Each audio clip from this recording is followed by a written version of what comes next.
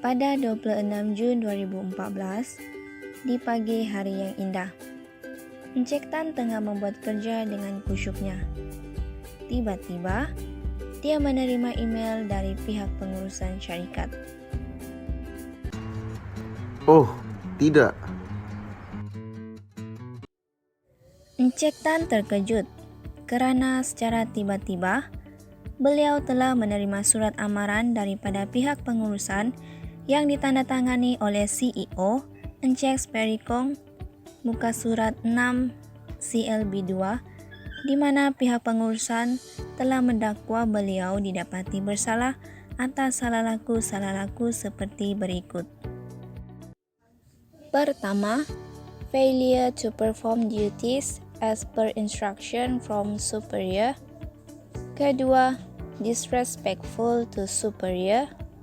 Ketiga, going on leave on several occasions without prior consent or approval from the management.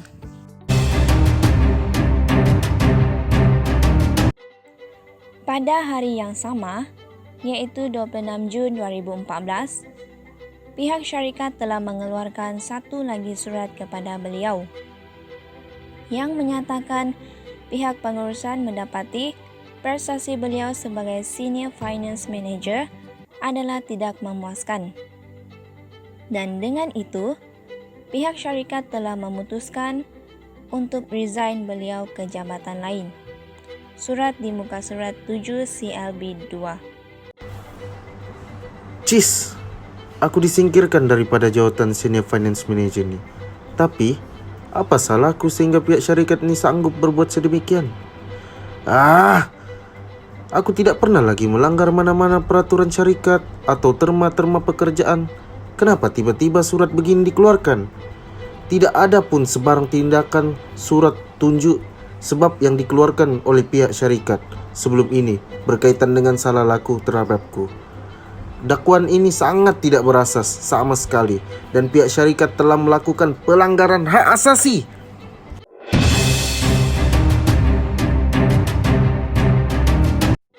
Seterusnya, pihak menuntut telah menerima surat resignment kali ketiga melalui pihak syarikat yang bertarikh 1 Julai 2014 kepadanya, dan pihak pengurusan telah mengarahkan beliau untuk berpindah ke tempat kerja yang lain.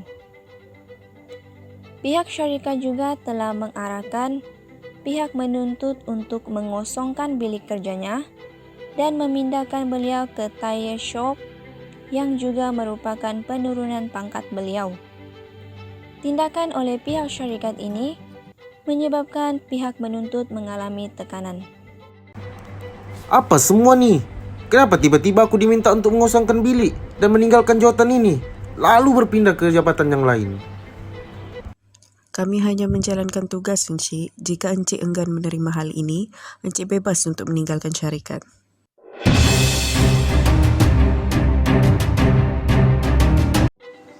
Saya telah menghubungi pihak syarikat untuk memaklumkan mengenai tarikh perbicaraan kes ini dan saya diberitahu oleh pihak syarikat bahawa pihak syarikat tidak akan menghantar wakilnya ataupun mengemukakan saksi-saksi ke mahkamah untuk tujuan perbicaraan kes ini.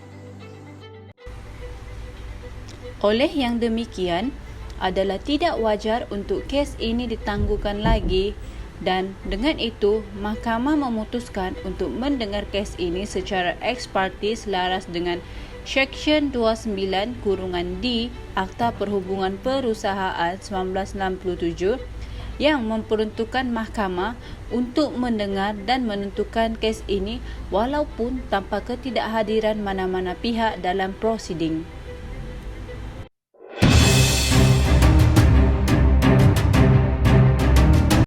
Assalamualaikum dan salam sejahtera. Saya YA Datuk Rasida binti Haji Cik, selaku Hakim bagi pembicaraan mahkamah hari ini. Tujuan pembicaraan mahkamah ini dijalankan adalah untuk mendengar kes terhadap pihak yang tertuduh, iaitu Tan Chiu Yi yang telah dituduh atas 3 pertuduhan dan pihak syarikat telah melakukan pemecatan secara konstruktif terhadap pihak yang menuntut. Dipersilakan pihak yang menuntut mengemukakan hujaan anda. Isu yang perlu diputuskan adalah sama ada perkhidmatan pihak menuntut telah ditamatkan secara konstruktif oleh pihak syarikat. Yang Arif, di sini dapat dilihat bahawa tindakan pihak syarikat untuk sengaja menurunkan pangkat dan memindahkan cetan ke bahagian lain jelas menunjukkan percubaan pihak syarikat untuk memaksa beliau meletakkan jawatan. Bukan itu saja, malah tindakan pihak syarikat ini telah menyebabkan Encik Tan mengalami tekanan dan terpaksa mendapatkan rawatan daripada pegawai perbuatan. Pihak menuntut menegaskan tindakan pihak syarikat yang telah menurunkan pangkat beliau dan memindahkan beliau ke bahagian yang lain jelas menunjukkan satu percubaan oleh pihak syarikat untuk memaksa beliau meletakkan jawatan. Yang Arif, di sini dapat dilihat bahawa tindakan pihak syarikat untuk sengaja menurunkan pangkat dan memindahkan Encik Tan ke bahagian lain jelas menunjukkan percubaan pihak syarikat untuk memaksa beliau meletakkan jawatan.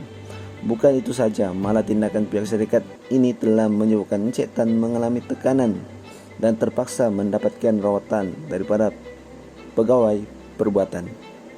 Menurut Encik Tan, tindakan pihak syarikat ini telah menyebabkan beliau mengalami tekanan dan terpaksa mendapatkan rawatan daripada pegawai perubatan dan telah diberikan cuti sakit.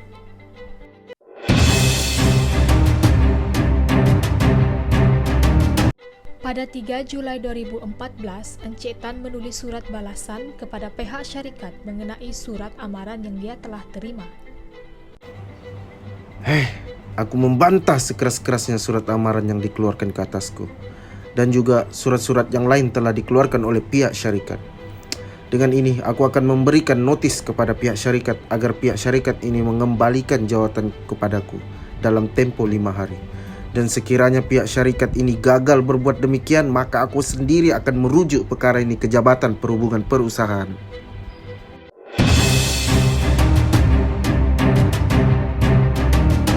Ketika ini pihak mahkamah mempersilakan Mr. Tan pula untuk memberikan keterangan beliau. Terima kasih Yang Arif. Sebelum ini, saya telah menulis kepada pihak syarikat membantah atas surat amaran yang dikeluarkan kepada saya dan juga surat-surat re-assignment bertarikh 26 bulan 6 2014 dan tanggal 1 bulan 7 2014 juga yang telah dikeluarkan oleh pihak syarikat. Selain daripada itu juga, saya juga telah memberikan notis kepada pihak syarikat supaya pihak syarikat ini mengembalikan semula saya ke jawatan asal dalam tempoh 5 hari. Oleh kerana pihak syarikat telah gagal mengambil sebarang langkah untuk memperbetulkan segala kesilapan yang telah mereka lakukan walaupun masa yang secukupnya telah diberikan, maka saya tiada pilihan lain selain daripada mengemukakan representasi ke Jabatan Perhubungan Perusahaan berkaitan dengan pembuangan kerja secara tidak konstruktif. Itu saja. Terima kasih. Terima kasih pihak penuntut.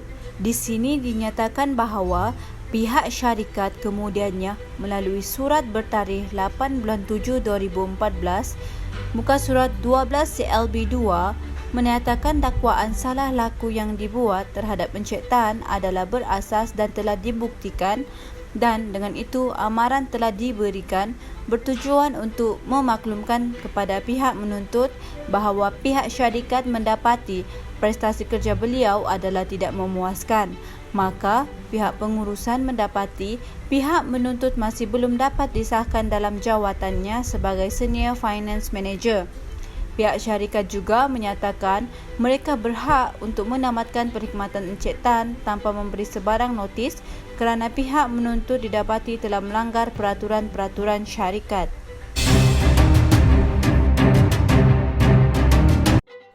Walaupun pihak syarikat gagal hadir pada hari perbicaraan, ini tidak bermakna mahkamah akan terus mengeluarkan award terhadap mereka. Dalam kes ini, pihak menuntut mendakwa beliau telah dipecat secara konstruktif oleh pihak syarikat. Dengan itu, beban adalah terletak di atas pihak menuntut untuk membuktikan kesnya. Setelah itu, barulah mahkamah akan meneliti, menilai dan menimbang segala keterangan yang telah dikemukakan sebelum sebarang perintah atau keputusan diberikan. Pihak syarikat tidak dapat mengemukakan sebarang saksi untuk memberi keterangan bagi pihak mereka dalam pembicaraan kes ini. Namun begitu, berdasarkan kepada pernyataan jawapan yang telah difailkan, pihak syarikat menyatakan pihak menuntut didapati gagal mematuhi peraturan syarikat dan telah melakukan salah laku seperti yang telah dinyatakan dalam surat amaran tersebut. Pihak syarikat juga telah menyatakan walaupun tiada surat tunjuk sebab yang telah dikeluarkan, namun pihak menuntut telah beberapa kali ditegur secara lisan berkaitan salah laku yang telah beliau lakukan. Berkaitan dengan isu pertukaran pula, pihak syarikat menyatakan mereka mempunyai hak dan budi bicara sepenuhnya untuk menukar pihak menuntut ke jawatan atau jabatan yang lain berdasarkan kepada keperluan syarikat tanpa memerlukan persetujuan daripada pihak menuntut terlebih dahulu. Oleh itu, pihak syarikat juga menyatakan pihak menuntut telah gagal menjalankan tanggungjawab sepenuhnya sebagai senior finance management. Oleh itu, pihak syarikat berpendapat beliau perlu ditukarkan ke bahagian yang lain memandangkan pihak syarikat memerlukan orang ataupun pekerja yang benar-benar layak untuk bertugas di jabatan kewangan. Seterusnya, pihak syarikat menafikan kewujudannya sebarang tindakan salah yang telah diambil terhadap pihak menuntut atau yang telah melaksanakan pemecahan terma-terma asas kontrak perkhidmatan pihak menuntut.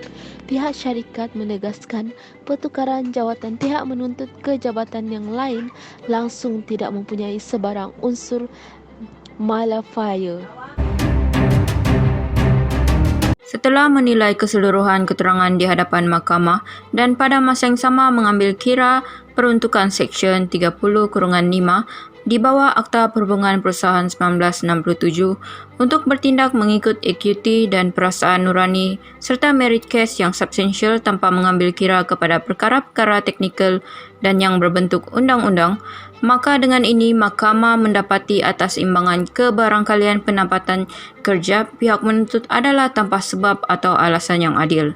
Mahkamah juga mendapati segala tindakan yang telah dilakukan oleh pihak syarikat terhadap pihak menuntut menunjukkan niat jahat mereka dan ianya dilakukan semata-mata bertujuan supaya pihak menuntut meninggalkan perkhidmatannya dengan syarikat.